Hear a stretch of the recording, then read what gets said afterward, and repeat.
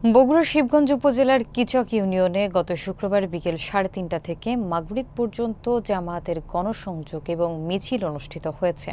এতে স্থানীয় নেতাকর্মীরা কিচক বাজারে ব্যবসায়ী, ক্রেতা এবং পথচারীদের সঙ্গে কুশল বিনিময় করেন এবং দলীয় প্রতীক দাঁড়িপাল্লা মার্কায় ভোট ও দোয়া প্রার্থনা করেন। বিস্তারিত দেখুন মাহমুদুল হাসান তৌহিদের প্রতিবেদনে। শিবগঞ্জ সংসদীয় আসনের জামায়াত মনোনীত প্রার্থী অধ্যক্ষ মাওলানা শাহাদাতুজ্জামান প্রধান অতিথি হিসেবে উপস্থিত থেকে জনগণের সাথে মতবিনিময় করেন। এছাড়া উপজেলা জামায়াতের নায়েবে আমির মাওলানা মোয়াজ্জেম হোসেন, কিচক ইউনিয়ন জামায়াতের আমির মাওলানা মোফাজ্জল হোসেন, সেক্রেটারি মাওলানা সাইদুর রহমান এবং অ্যাডভোকেট শাকিল উদ্দিন সহ অন্যান্য নেতৃবৃন্দ উপস্থিত ছিলেন। গণসংযোগে তারা এলাকার উন্নয়ন, ন্যায় বিচার প্রতিষ্ঠা, চাঁদাবাজ মুক্ত সমাজ গঠন এবং জনগণের অধিকার রক্ষায় কাজ করার অঙ্গীকার ব্যক্ত করেন। আমরা চাই এদেশে এক ইনসাফ এবং ন্যায়ভিত্তিক সমাজ গঠন হোক, রাষ্ট্র গঠন হোক। আর কোনো বৈষম্য নয়, আর কোনো অধিকার হরণ নয়, আর কোনো জনগণের জানমালের নিরাপত্তাহীনতা নয়।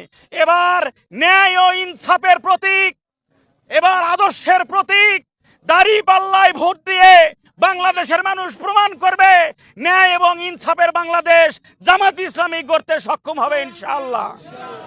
54 বৎসরের কিকন শূন্য এই বাকি আমরা আবার সেই দাঁড়িপাল্লা আমাদের সেই নেতা নেতৃবর্গ যাদেরকে জেলে রাখা হয়েছিল, ফাঁসি করা দেওয়া হয়েছে এবং তাদেরকে নিয়ে আমরা আবার আল্লাহ রহমত এই মুক্ত বাতাস, কিন্তু এখনও অন্যায় দূরীভূত হয় নাই। হয়েছে কি, এখনও ভোগ দখল এবং টেন্ডারবাজি, দখলবাজি, চাঁদাবাজি আছে কিনা, এগুলো আমাদেরকে পরবর্তী সংগ্রাম, এই সংগ্রামে সুযোগ দেওয়ার জন্য আপনারা যে কষ্ট করলেন।